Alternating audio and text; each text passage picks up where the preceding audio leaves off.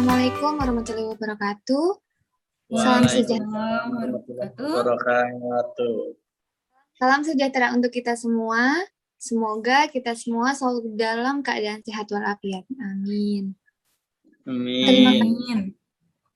Terima kasih kepada narasumber yang sudah memberikan kesempatan untuk berbagi ilmu kepada kita semua. Sebelum mengawali wawancara kita hari ini, perkenalkan saya Nureza Harismatul Jannah, arsip Paris terampil dari BKKBN Provinsi Jawa Timur. Ada Kak Nabila, PKB terampil dari BKKBN Jawa Barat. Dan Kak Restu, PKB terampil dari BKKBN Kalimantan Barat. Perkenalkan juga narasumber yang kita tunggu-tunggu, Kak Suluh Amanda Kapalele, Sarjana Kesehatan Masyarakat, atau yang lebih dikenal dengan Kak Manda. Beliau merupakan PKB ahli pertama dari BKKBN Kalimantan Barat dengan wilayah kerja Desa Punggur Kapuas, Kecamatan Sungai Kakap, Kabupaten Kuburaya, Provinsi Kalimantan Barat.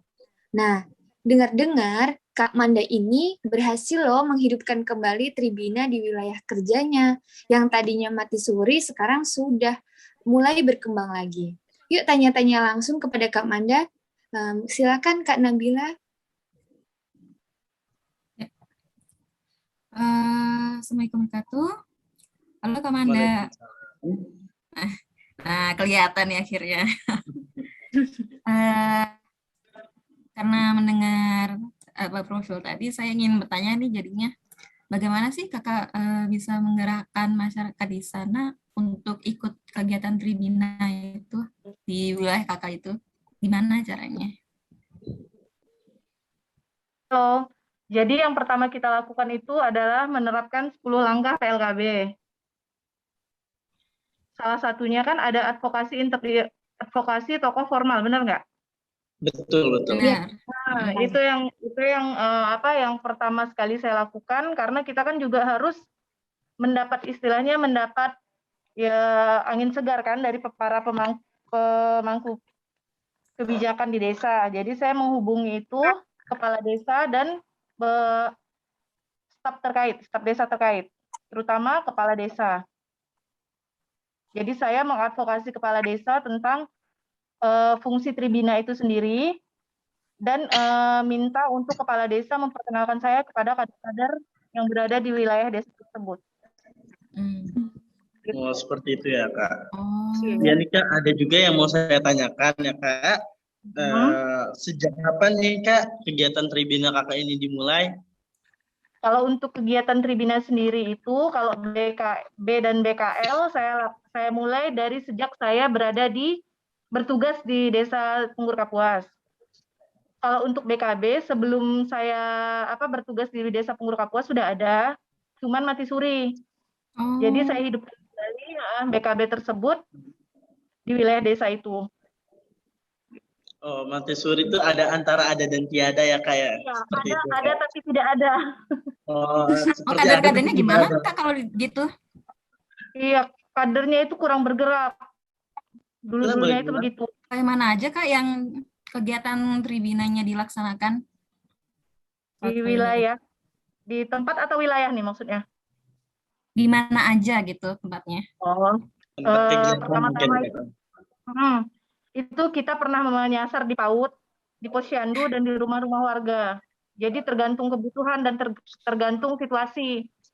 Kalau memang pas saat kita melaksanakan, sebelumnya itu saya pasti mengkoordinasikan dulu dengan kader dan PPKBD serta SUB. Jadi kalau memang dilihat-lihat, jadi kita sistem jemput bola. Jadi kalau dilihat-lihat ada satu kerumunan istilahnya yang untuk bayi balita, nah kita akan menyasar kegiatan BKB di bulan itu di tempat tersebut. Oh, seperti itu. Kalau di BKR-nya sendiri seperti apa Kak di Bina Keluarga Remaja? Apakah sama seperti di BKB juga? Kalau di BKR kadang-kadang kita ikut di arisan warga. Karena kan banyak orang tua yang memiliki remaja yang ikut serta dalam kegiatan arisan tersebut. Jadi itu juga berpindah-pindah sesuai dengan arisan yang dilaksanakan di desa itu. Begitu juga dengan BKL-nya. Kalau BKL kita sering ke pengajian, ikut pos lansia itu. Setelah kegiatan kita lanjut ya. Kita lanjut karena lansia agak susah ya untuk dikumpulkan. Ada tantangan tersendiri, berarti ada banyak tantangan tersendiri ya Kak. Tadi kita Ya, dari kalau lumayan. dari Balita itu di PAUD ya. Untuk Iya, itu Pak. tadi ada di ke sekolah sama di arisan juga berarti bisa, dan lansia di pos. Ya sih Kak, yang mau aku tanya berarti kan ini tadi ada yang menarik sih menurut saya ini. Kakak bilang jemput bola, berarti itu suatu inovasi ya, bukan jadi kita tidak hanya menunggu orang-orang datang ke tribuna, tapi kakak sendiri langsung datang ke tempat-tempatnya, macam tadi ke posyandu lansia, posyandu balita, pengajian, terus ada juga arisan ya kak tadi tuh. Nah, berarti kan kakak sudah melakukan inovasi tersebut. Apa sih yang melatar belakangi motivasi kakak untuk melakukan inovasi tersebut dengan menjemput bola seperti itu? Kalau motivasi saya khususnya untuk kegiatan Tribina tersebut agar seluruh target dari BKB Balita, BKR Remaja dan BKR itu semuanya dapat kita sasar, dapat terjamahkan istilahnya gitu. Karena kalau kita hanya mengandalkan di satu tempat, yang datang itu setiap bulannya hanya orang itu dan kadang malah berkurang. Jadi saya berinisiatif untuk melakukan jemput bola gitu. Oh, berarti jadi biar ini ya Kak ya lebih lingkupnya tuh tidak hanya orang-orang saja. Jadi makanya hidup tidak mati suri mungkin karena itu, karena Kak Manda ini datang menjemput bola, jadi di mana kerumunan di sana kakak datang, jadi menarik juga sih menurut saya, ini inovasinya bagus sih. Jadi tidak berkurang tapi semakin bertambah betul kan? Dan beragam kan? Iya betul, dan beragam juga, jadi tidak hanya orangnya itu saja yang tadinya tidak tahu dan tidak tertarik pun setelah kakak tadi jemput bola pasti banyak yang tertarik. Wah mantap nih. Iya. Bolanya keren-keren. Jadi iya, karena khususnya untuk BKB orang tua balita kurang tertarik untuk mengikuti kegiatan tersebut karena berbeda, mereka banyak yang beranggapan lebih baik pas posyandu gitu, karena posyandu kan ada imunisasi, ada timbang. Sedangkan kalau BKB kan tidak gitu. Pokoknya banyak benefitnya lah ya. Iya, jadi mereka menganggap itu, tapi setelah dilakukan ini, jadi mereka kan lebih tahu pola asuh sesuai umur. Nah, mereka jadi akhirnya mulai tertarik gitu.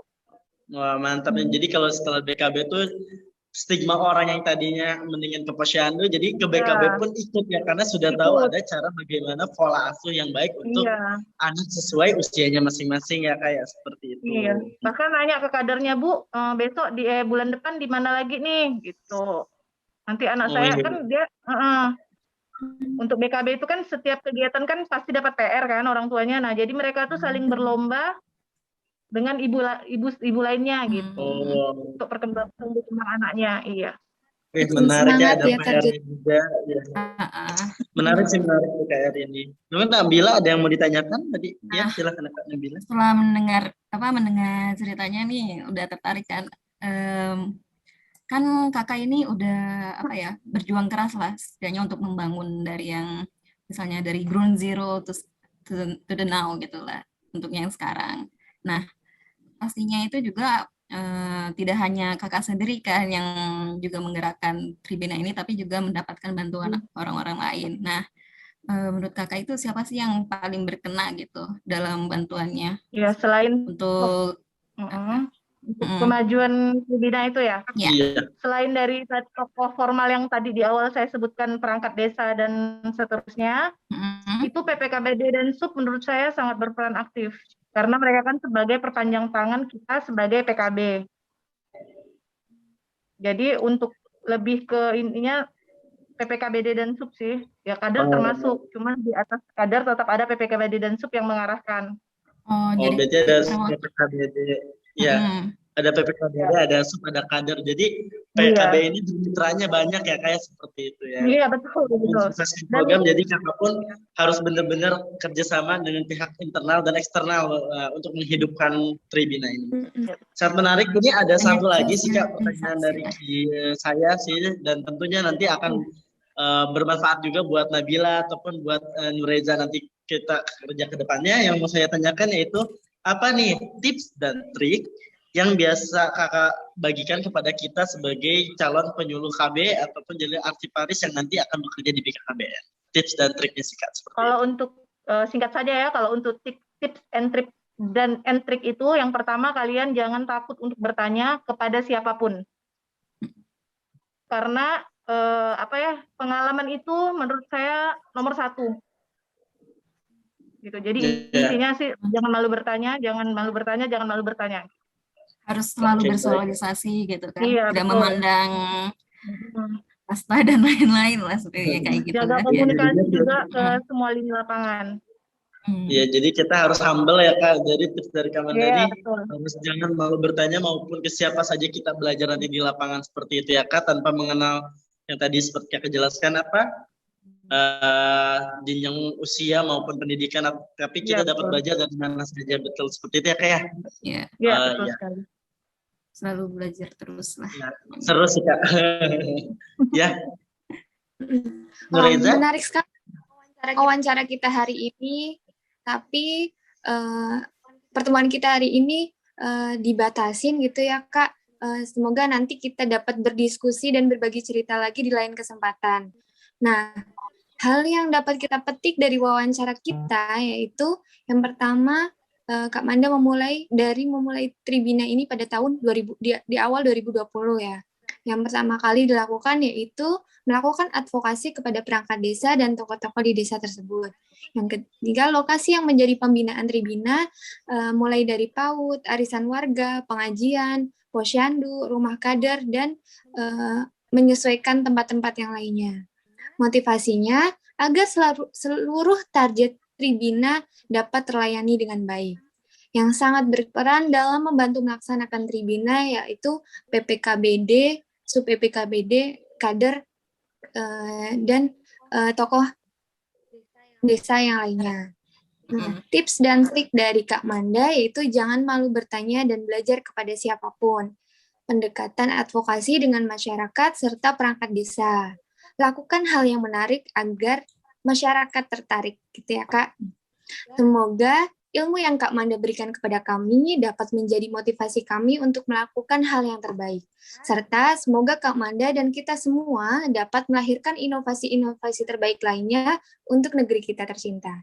Terima kasih. Billahi taufiq wal hidayah. Wassalamualaikum warahmatullahi wabarakatuh. Waalaikumsalam warahmatullahi wabarakatuh. Terima kasih banyak ya Kak Manda.